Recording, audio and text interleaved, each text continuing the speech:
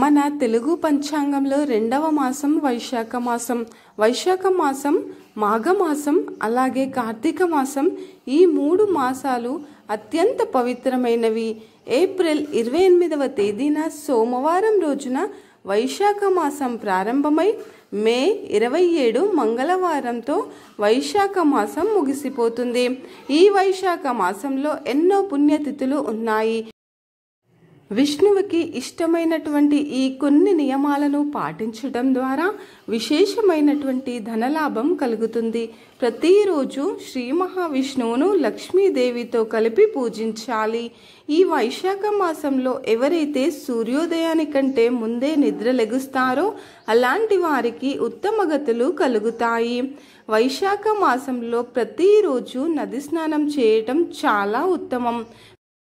వీలైతే పవిత్ర నదులలో స్నానం చేయాలి, లేదా ఇంటిలోనే చన్నీటితో స్నానం చేసి పూజా మందిరంలో ఒక చిన్న దీపాన్ని వెలిగిస్తే విష్ణుమూర్తి యొక్క అనుగ్రహం సంపూర్ణంగా లభిస్తుంది. మీ కుటుంబంలో ఎలాంటి సమస్యలు అనేవి లేకుండా ఉంటాయి. ఈ వైశాఖ మాసంలో భక్తిపూర్వకంగా ఈ ఒక్కరోజు ఇంట్లో పూజ చేసినా సరే రెట్టింపు పుణ్య ఫలితం లభిస్తుంది. వైశాఖ మాసంలో లక్ష్మీదేవి సమేత నారాయణుడిని పూజించటం చాలా మంచిది. ఈ వైశాఖ మాసంలో ఏది చేసినా చేయకపోయినా రావి చెట్టుని మాత్రం తప్పనిసరిగా ముట్టుకోండి.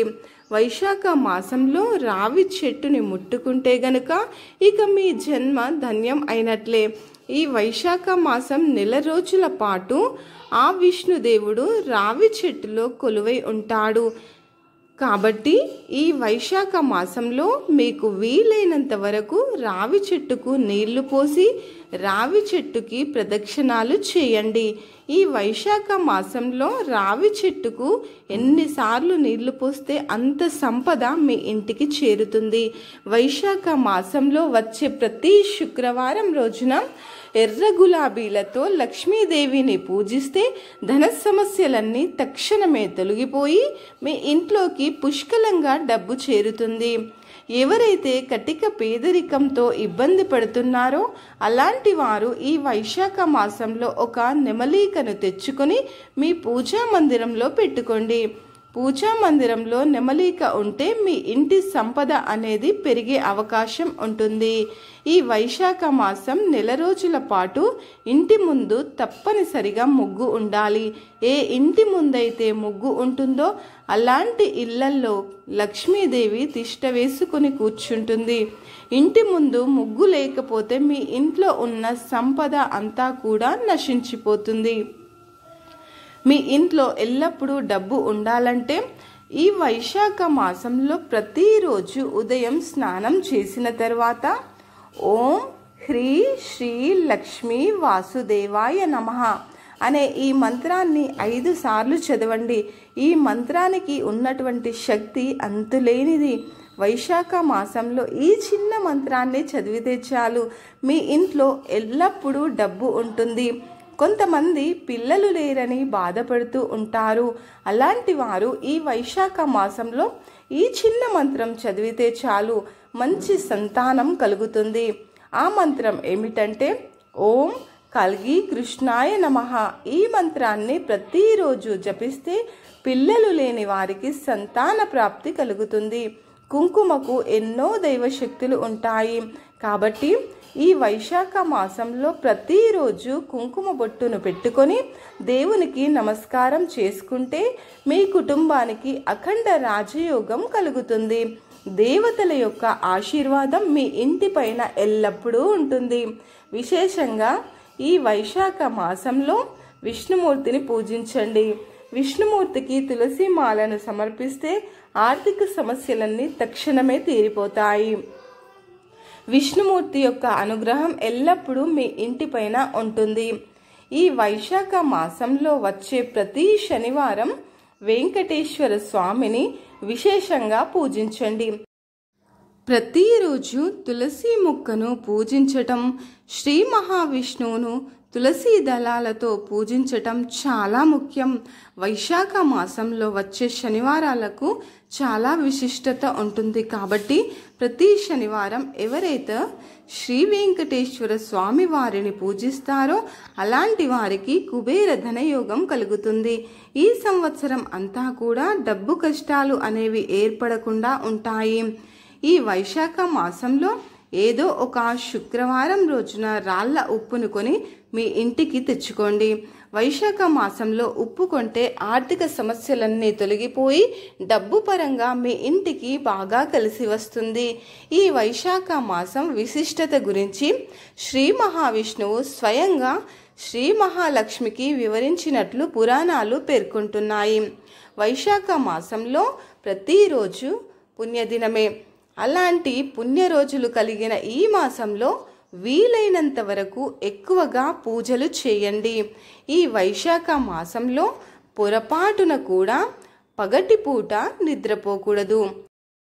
అలాంటి ఇళ్లలో ధన సమస్యలు ఏర్పడతాయి. అలాగే మన శాస్త్రాల ప్రకారం ఈ వైశాఖ మాసంలో కంచు పాత్రలను ఉపయోగించకూడదు. కంచు పాత్రలో ఆహారం తింటే అనారోగ్య సమస్యలు ఏర్పడతాయి.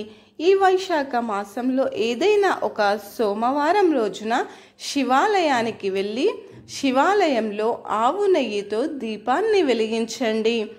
జన్మ జన్మల పాపాలన్నీ తొలగిపోయి మీ కుటుంబానికి సిరి సంపదలు వరిస్తాయి. వైశాఖ మాసంలో శివలింగానికి అభిషేకాలు చేస్తే కోరిన కోర్కెలన్నీ వెంటనే నెరవేరుతాయి. వైశాఖ మాసంలో ఏ చిన్న దానం చేసినా సరే 1000 యాగాలు చేసినంత పుణ్యాన్ని మూట కట్టుకుంటారు. ముఖ్యంగా ఈ వైశాఖ మాసంలో మామిడి పండ్లను దానం చేస్తే మీ పూర్వీకులు ఉన్నత లోకాలను చేరుతారు. ఈ మాసంలో పేదలకు, బ్రాహ్మణులకు వస్త్రదానం, అన్నదానం, నీటి కుండలు దానం చేయటం చాలా పుణ్యప్రదం. అలాగే చెప్పులను దానం చేస్తే మనం తెలియక చేసిన పాపాలన్నీ కూడా తొలగిపోతాయి. విశేషంగా వస్త్రాలను దానం చేస్తే మీ కుటుంబ సభ్యుల ఆయుష్ పెరుగుతుంది. అలాగే బియ్యం దానం చేస్తే పెద్ద పెద్ద యజ్ఞాలు చేసినంత పుణ్య ఫలితం లభిస్తుంది.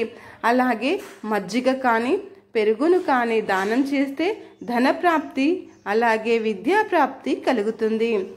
అలాగే ఆవు నెయ్యిని దానం చేస్తే అశ్వమేధ యాగం చేసినంత పుణ్యం కలుగుతుంది. జలదానం ఎంతో పుణ్యాన్ని సంపాదిస్తుందని, దానాల వల్ల కలిగే పుణ్య ఫలితం ఒక జలదానం వల్ల కలుగుతుంది. అలాగే కుంకుమను దానం చేస్తే మీ జీవితంలో గొప్ప స్థాయికి ఎదుగుతారు. అలాగే మీ భర్త ఆయుష్ కూడా పెరుగుతుంది. కొబ్బరికాయను దానం చేస్తే పితృదోషాలు అన్నీ కూడా తొలగిపోతాయి.